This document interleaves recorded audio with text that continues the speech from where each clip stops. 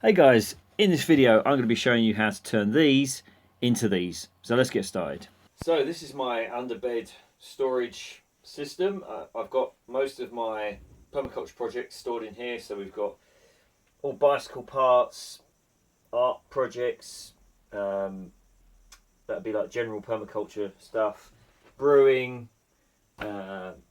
random cleaning stuff. Anyway, I just want to organise it a lot better. Obviously it's sticking out from underneath my bed and I keep tripping over it, but because I've got too much stuff now, especially the brewing one, you can see is just overflowing. These are great boxes. I've got them for about a tenner, but they're just not big enough now for my purposes.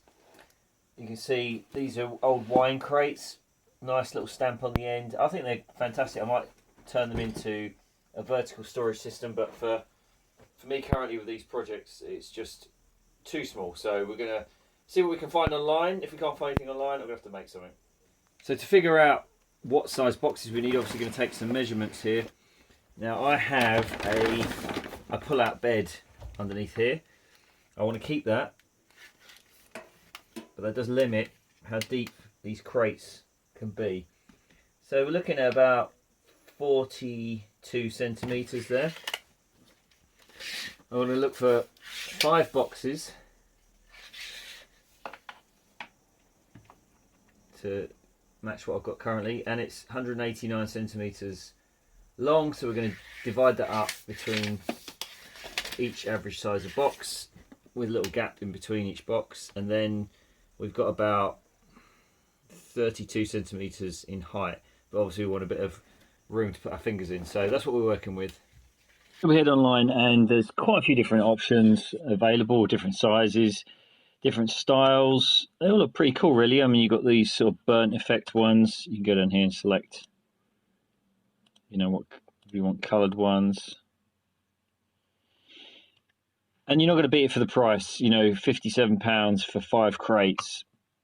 It's more about the size. So this first one, Etsy, is 290 wide by 240 high by 390 deep. So the width is a little bit on the narrow side, the height is pretty low, and the depth is pretty short compared to the 420 we want. So for my purposes, I'm just going to lose too much real estate. I won't be able to get all my stuff in there, so that's a no-no. This second one, 290 wide by 250 high by 400 deep. So again, not much difference really. And then it unfortunately jumps up to this size, which is 400 wide, which means I couldn't fit 5 boxes in. 300 high, that's good height, but then 500 deep, so it's still going to stick out. So my existing wine crates are 500 deep. So yeah, as far as I can tell, nothing on the market. And not only that, when you read the reviews about these, they're more for display than anything else. I'm not sure they're actual, because these are all, from what I've found, they're actually made new from offcuts in Poland and shipped over. They are not vintage or that good a quality. So more the more reason for me to make my own. So we're going to be looking at something more like an apple crate like this one to store my stuff in. So let's take a look at the dimensions of what an old apple crate like this is. And it's using, it's like 17mm thick timbers on the end, much thinner on the sides, 9mm, and then the widths are completely different as well, 125 and about 90. So that was the thing, you know, back in the day materials were not as cheap or readily available, and so they just used scraps or whatever they had, and they weren't necessarily always the same size, they just used what they had. So we can pretty much make it out of what we want, but this size obviously works sort of around the 10mm mark. It's going to be strong enough to hold quite a lot of weight with apples. You notice on this they have obviously a lot of gaps as well. Obviously that's for airflow with the apples. I don't know how long the apples would tend to stay in these boxes, but then you've got these little feet that raise it up off the ground. It's not going to be such an issue for me, and I'm going to have a lot of weight in mine sat on the floor, so for me to actually have a raised bit is not going to be so critical, nor is the airflow. So let's take a look at what sort of materials we can make this out of. Okay, so how are we going to construct this thing from materials online? Well, we can start off with something basic like this, a bit of plain redwood timber, what we want. So it's not treated because, well, you don't want to be handling treated timber daily anyway, and you also, if you were going to use it as an apple box, obviously it has to be food safe. So you just want to kiln dried timber, planed all round, or it could be rough sawn, whatever, as long as it's not treated with chemicals. And we're looking at about 12 mil thick. We're going to go any thinner than 10, and then 120 mil is sort of an ideal size. Once you put a space in there, you can get in close to the sort of 250 mil height or so. So anyway, why wouldn't we buy this? Because I think most of these timber companies are up north, and they're going to want £50 just delivery fee alone. That's what kind of kills it, even at a cheap price. The best I've found, for me, Kent, is this match board. So that means there's going to be no gap unless I rip them down, which is going to be a lot of work. So yeah, it's not ideal. And then you can't get what is known as a tilt fillet. It's a bit like an Arris rail. Again, you can't really get that anything like that down south. So you're going to have to get yourself some 50 by 50 and rip it in half to make your corner pieces. Yeah, so really, it's not really an option, actually. You're not going to get exactly what you want, and it's going to cost you a lot of money. Alternatively, we could look at doing it out of pallets, which is what I'm going to do.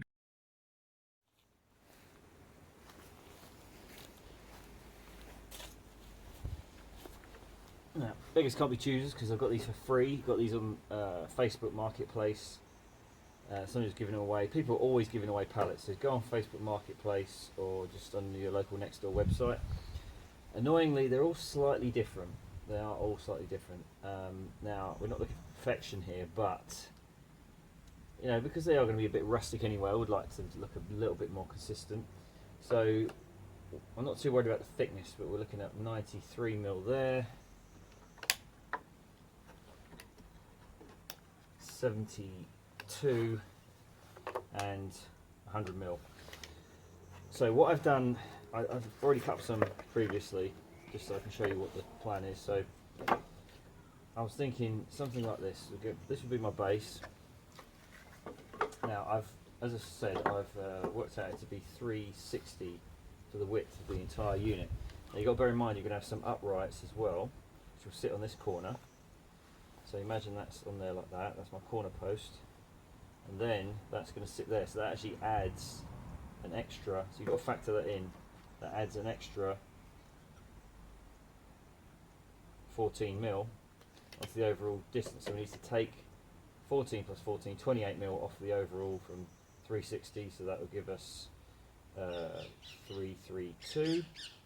So these can be 332, and they're currently coming in at 345. So we can actually rip down one of these, either or. That could be our base, and then the side is going to measure in at, well, let's do it laying down. So 3 of them is 264. So 264 on top of that, which we know is 14. Right, that's 15 actually, that one. So they are going to vary. So 264 plus 15 is about 280, which is exactly what we want. So we get our fingers over the top of the box and be able to pull it. So that's obviously going to sit like that. Just do it like that. That's going to sit like that on the side effectively. That's the side of my box.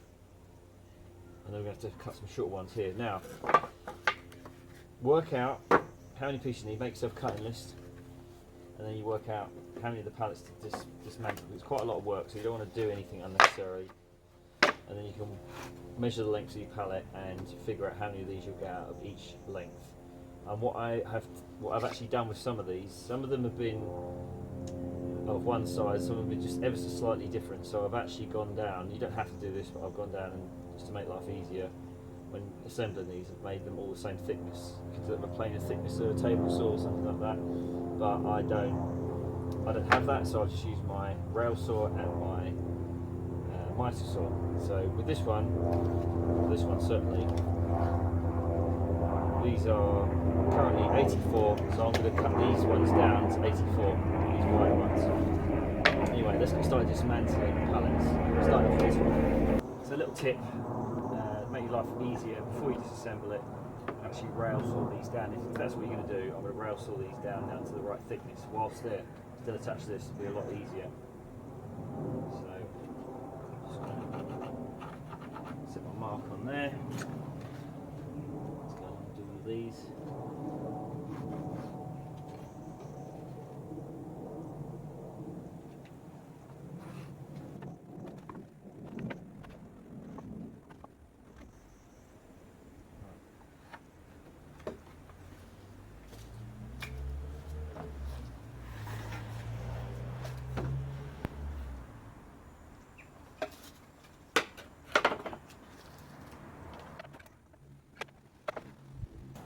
Yeah, well, that's good. Can't find my ear defender, so I've got some earplugs in now. Couldn't find my ear defender, so I've got some earplugs in there.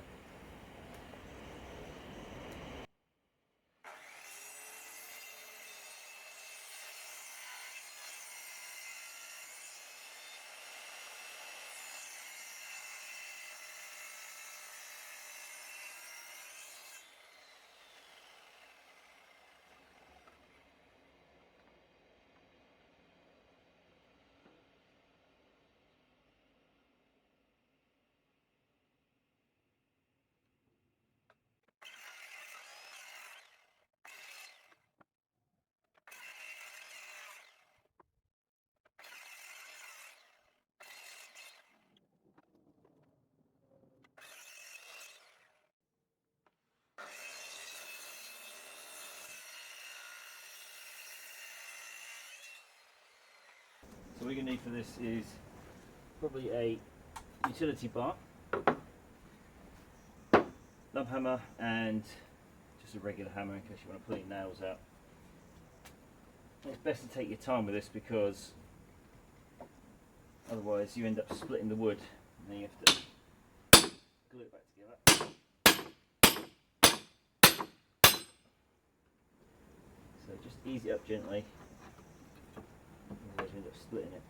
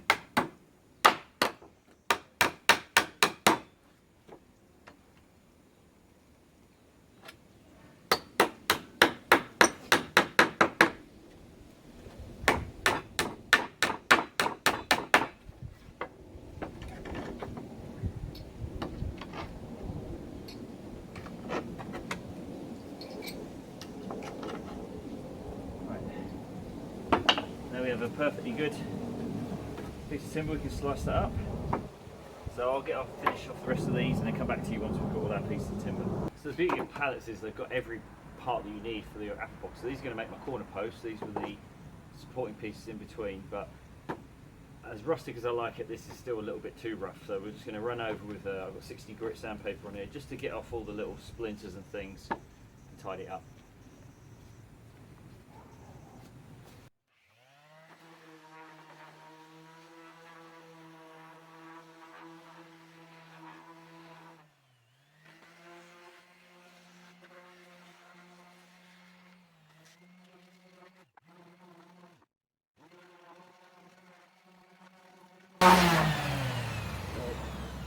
That's basically all I need to do. I'll do the other two, finish these off, and then we'll start cutting them up. So we're going to do a lot of repeat cuts here, and the best way to do that, the most accurate way and time-saving way, is to set yourself up a stop. So that's what I've done here. Screwed together two bits of wood, clamped it down, and at the point where I've got, so I'm looking for 420 millimeters in length. So when I cut this, it'll be 420, and of course, because I'm using a stop, there's no chance of me making it inaccurate when I'm measuring it with the tape measure each time. So it saves you a lot of time and improves the accuracy. So let's just use the stop, cut them all up.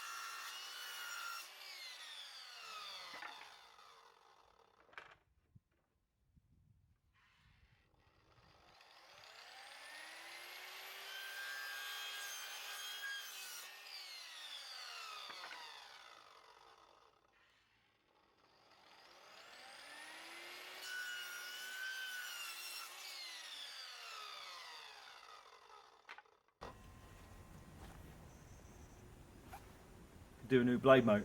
What? So I caught you before you even said it. Yeah. I mean, it's just these apple boxes, so I'm not going to change my blade just for you guys, I'm afraid. Yeah, we will carry on cutting these. I've got a lot more to do. Obviously, then when I do the ends of the boxes, I've got to make them 330 wide because I'm deducting 15mm either side, and then we're going to have to cut the corner post. So let me finish these ones off, and then I'll come back to you and do the corner posts. Okay, so the slats are finished. So now we need to do the corner posts, and in the spirit of doing what our ancestors would have done, make do with what you've got, split it up as small as you possibly can, make everything go a bit further. Now, this obviously is from the pallet, and it will make into a 35 by 35 corner post. Ideally, I think I've seen a lot of these crates, it would be 45 by 45 or 2 by 2 piece of timber. But I don't actually have enough of that anyway, so I'm going to give it a go with this. Just going to rip it into two.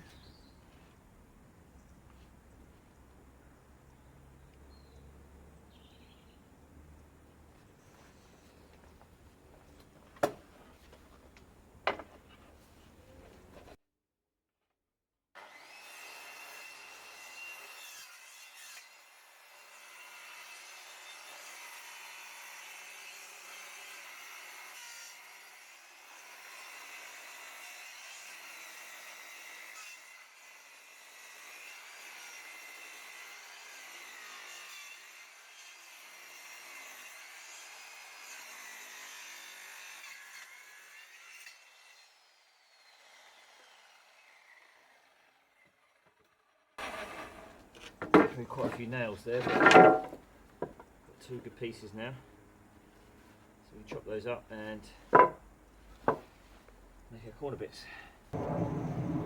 So in the true spirit of having a nice traditional apple box, you have to do this. Obviously you can just use square corners, but of course they're going to take up a bit more space in the corner of the boxes. I'm going to rip this down the middle now. Of course, if you've got a table saw, it's going to be dead easy, but I don't have one, so I'm going to be using my rail saw, and I made a jig.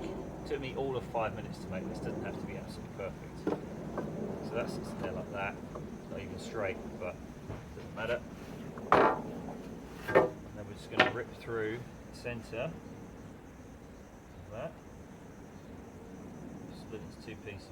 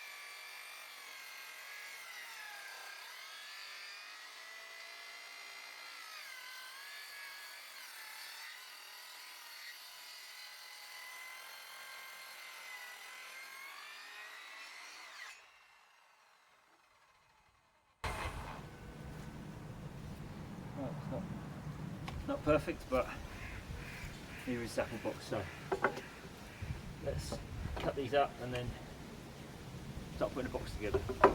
These are all the items you're going to need to put your box together. So obviously you've got my sides, got my ends, the base, corner pieces, spacer, 12mm spacer so I can create some gaps on the side pieces, nail gun with 32mm stainless steel brads. That's the absolute minimum you can use in this gun, and you want to keep it quite small because these pieces, obviously firing at an angle, you don't want it to pop out the sides. Got some wood glue, nail pullers, rag, and well, that's my metal scrap bin, so any nails that stick out I can pull out and pop it in there. So let's start off with the base. So we want two end pieces, two side pieces. Decide which way you want it facing. I quite like having the smooth side on the outside. So this one's going to butt into that one. This one's going to be on the inside. Let's make it on the outside. Doesn't really matter. And what I find with glue is that it's no good just putting it on one surface. You put it on both.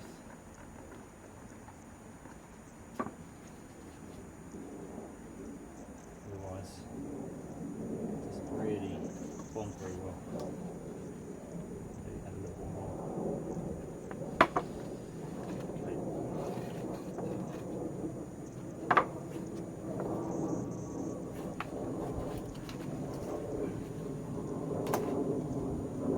Flat surface.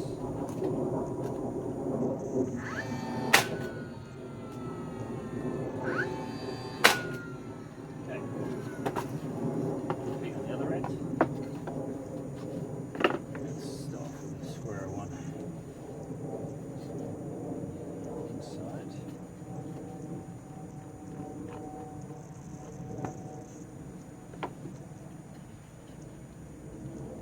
If you're rubbing the glue in, make sure it gets in all the pores. Same with this one.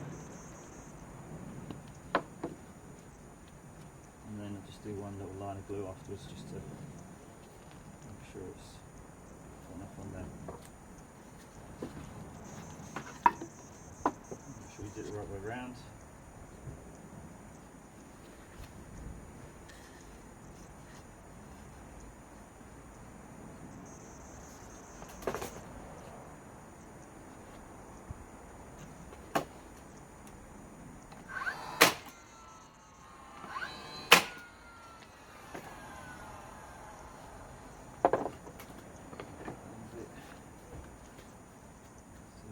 Outside.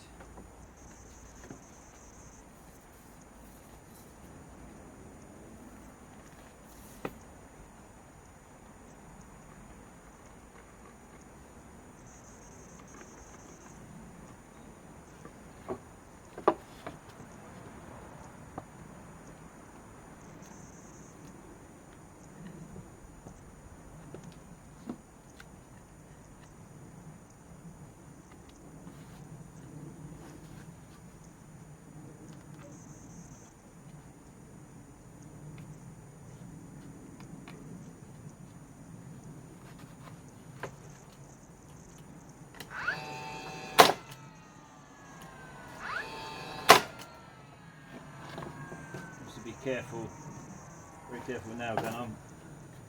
I'm experienced at this, so I don't have to shoot myself in the finger.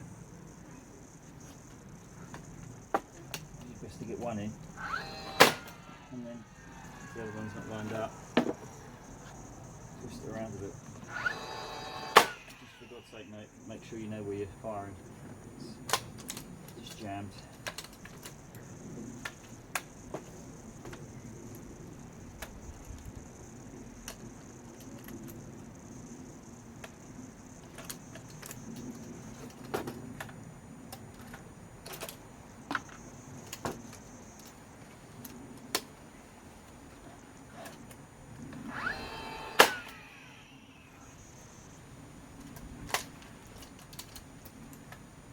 Slight problem that I've not had until now.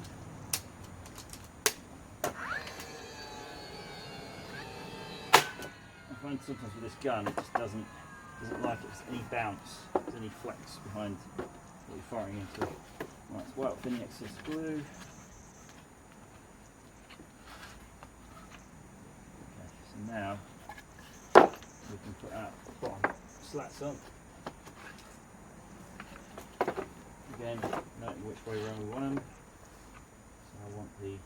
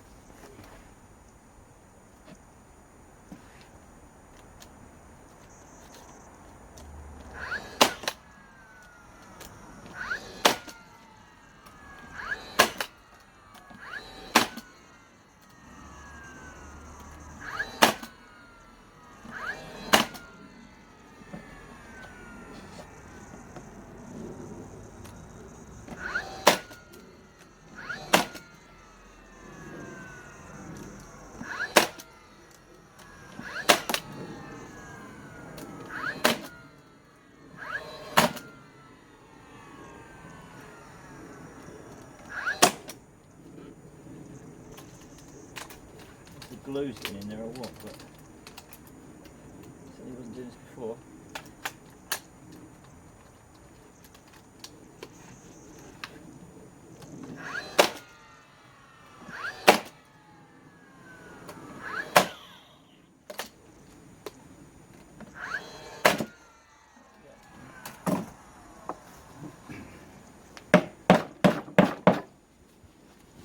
That's the base. Wipe down.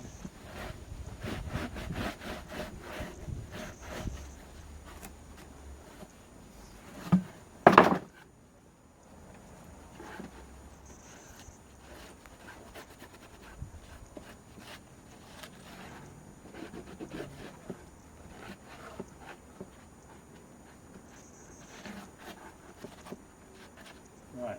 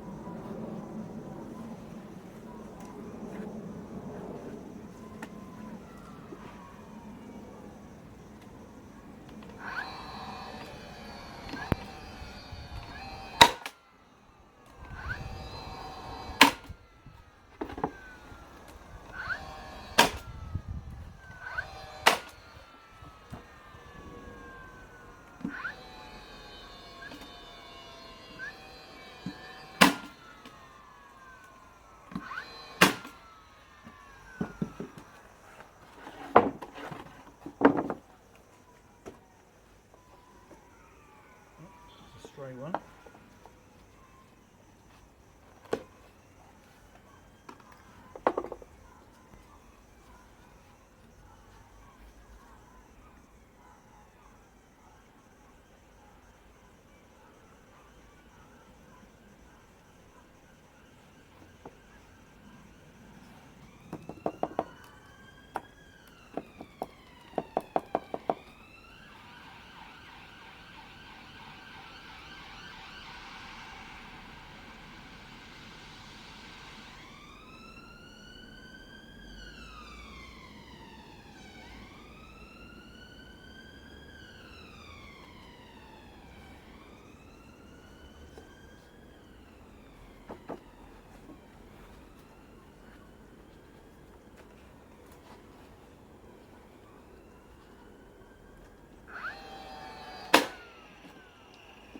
Oopsie.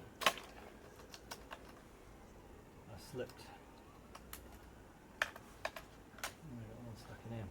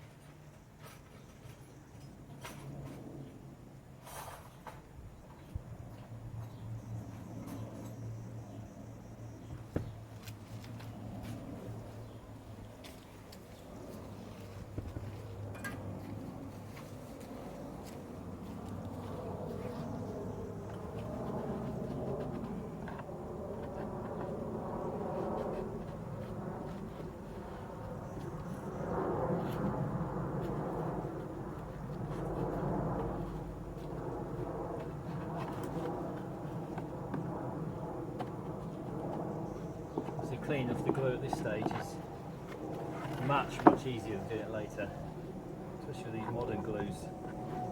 They're super strong, they sit rock hard.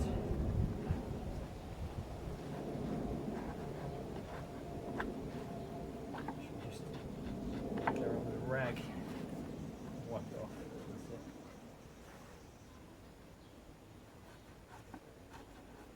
There we go. Okay, do your ends now.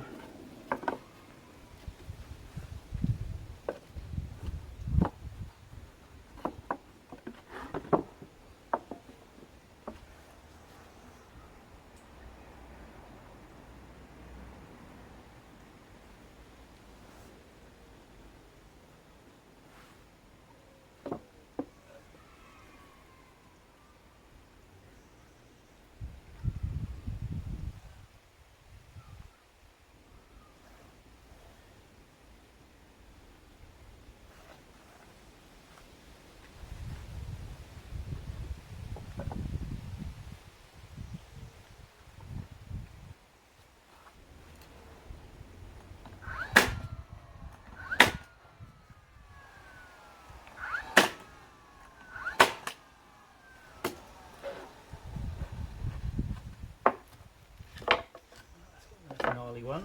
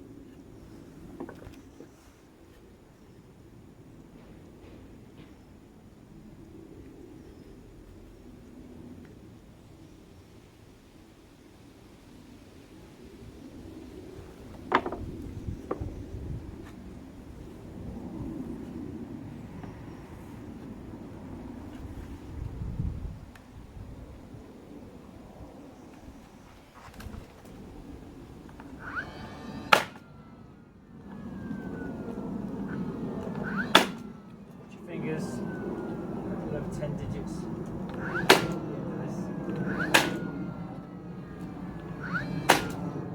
Always best if you fire a nail through. It's pretty far out. Just fire another nail in and pull that one out. Bang. Just get yourself some nail pullers. Very handy.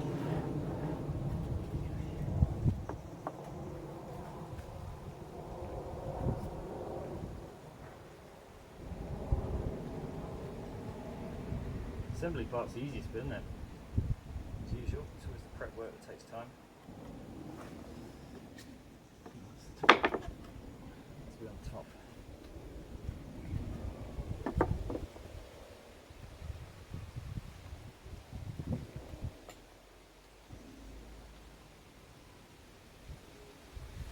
Oh.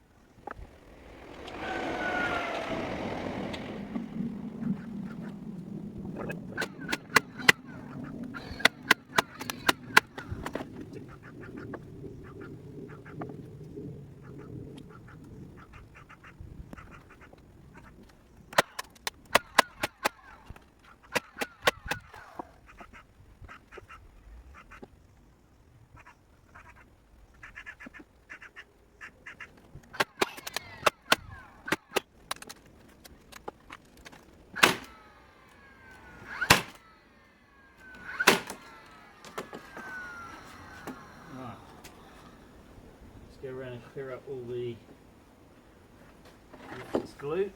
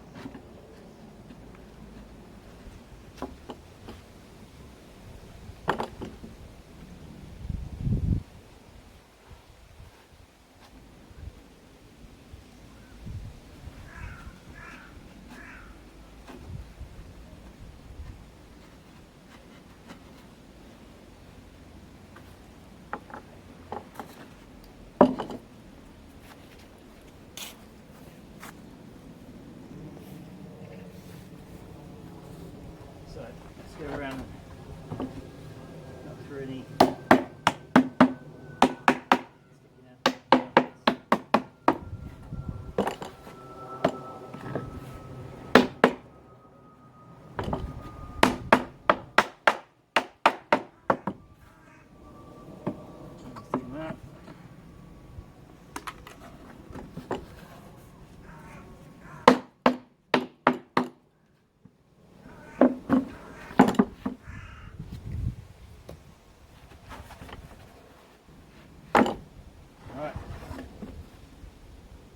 now we need to cut all these off. And you can either do that with some needle nose, some side cutters, electrician side cutters.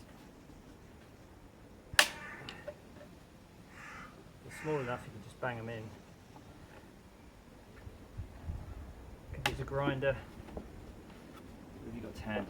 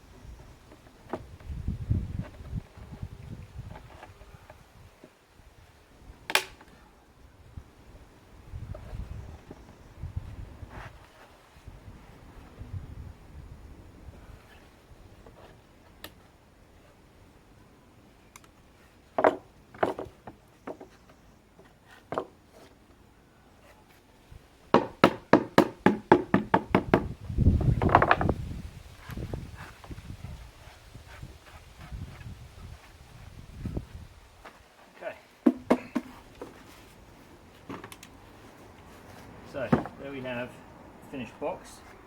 Now we need to decide how we're going to finish it. Boy, its weather is certainly changeable. I'm starting to sweat now.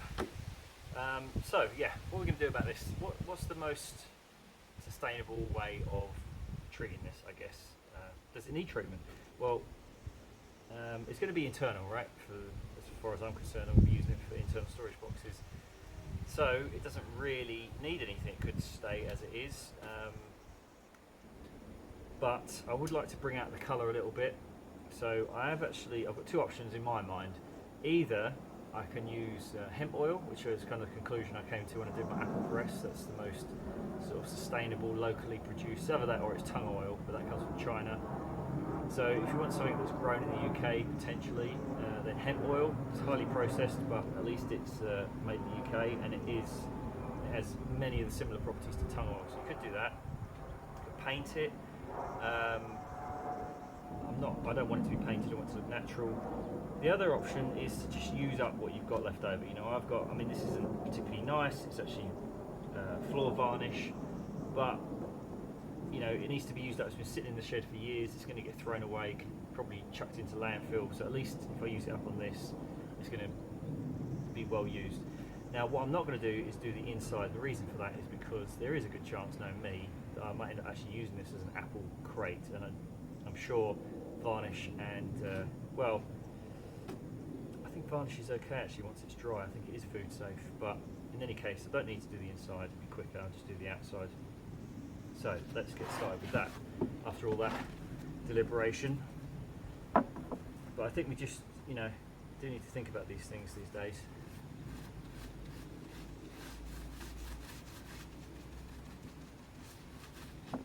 Just slapping it on. It can actually set into sort of globs, so you do need to go back and thin it out afterwards before it dries too quickly.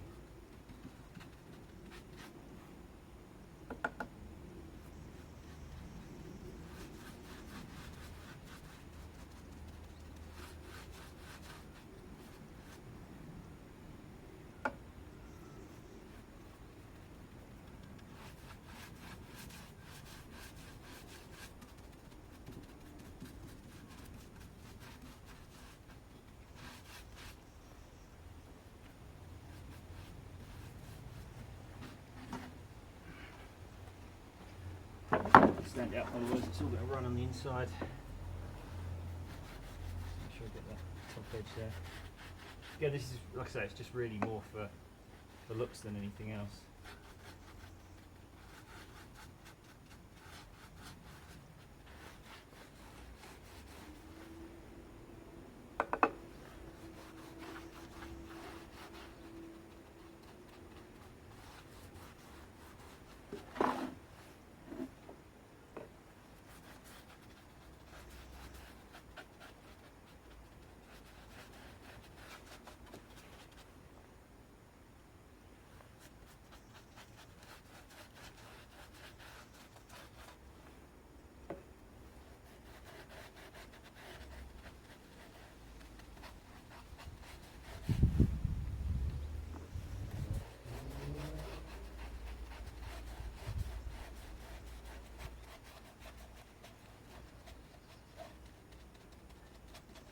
To know about hemp oil, it's not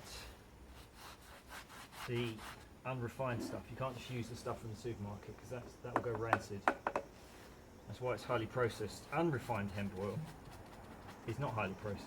Usually it's cold pressed and it's very sustainable, but it won't last as a finish on furniture.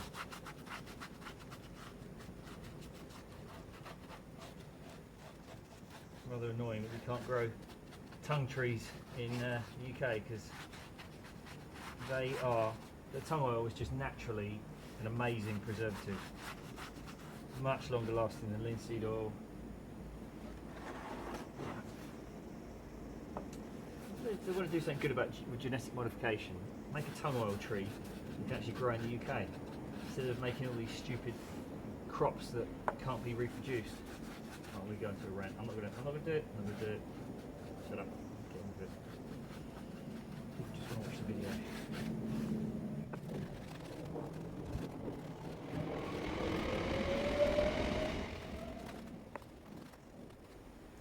Okay, that'll do for now.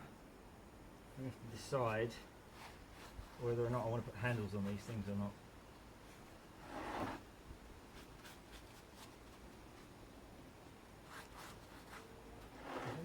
I know I haven't done that bit yet. One more to go.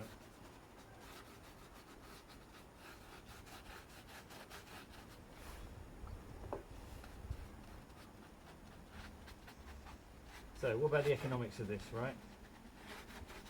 I've spent about a day, about 8 hours making these boxes, painting them, all 5.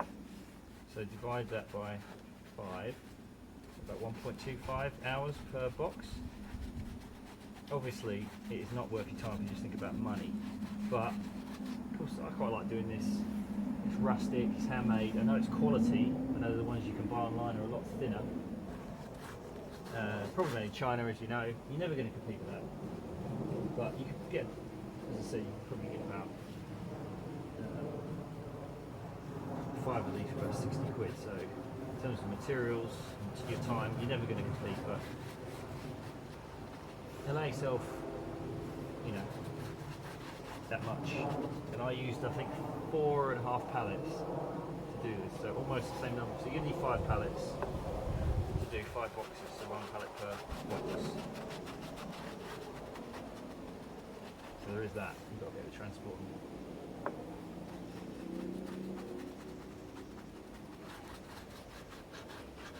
So that is the one thing I do like about building stuff, is once you've made it yourself, you'll look after it, because you don't want to go through all this again. You will look after it and you'll make sure it's built right and strong and quality materials. Oh, that's one more thing I want to say about the actual timber in here. Now, I don't know whether this has been treated or not. When you look at this pallet, it looks to me like it's not had anything done to it, it's just been kiln dried.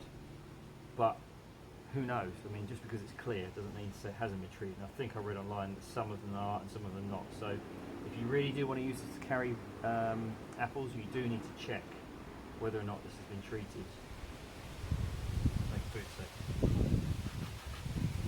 Maybe painting something like this over the top of it will protect you from any preservatives in there. And of course, the good thing about putting varnish on there, or paint, is you can go over it again later. If you sand it down a bit, you can go over it again later with oil. You can't do it the other way around, because obviously paint and varnish won't stick to oil, but it will the other way if you rough it up. Okay, that's that done for now. Let's let that dry, and then I'll decide whether I'm going to put some handles on it or not.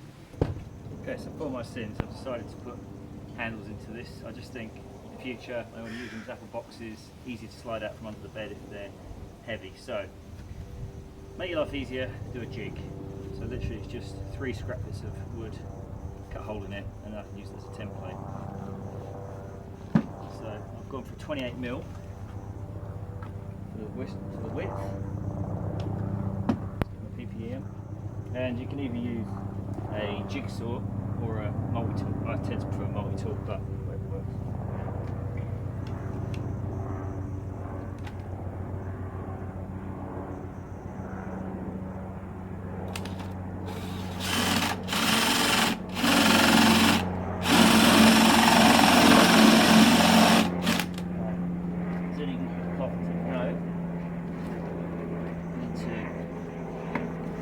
Back from the inside so you don't bust out.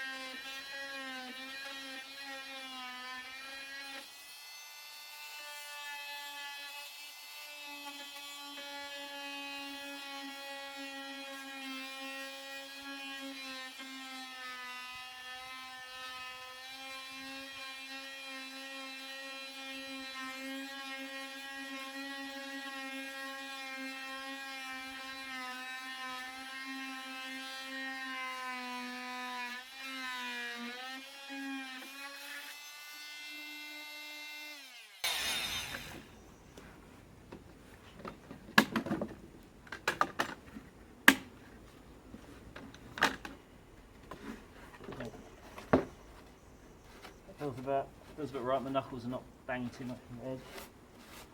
So we just tidy that up and repeat that on all the others. Okay, just clean up the handles.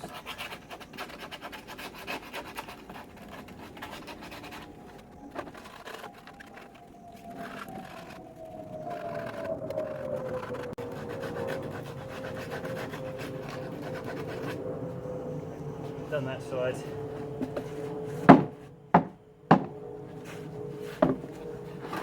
Just touch it up with the varnish.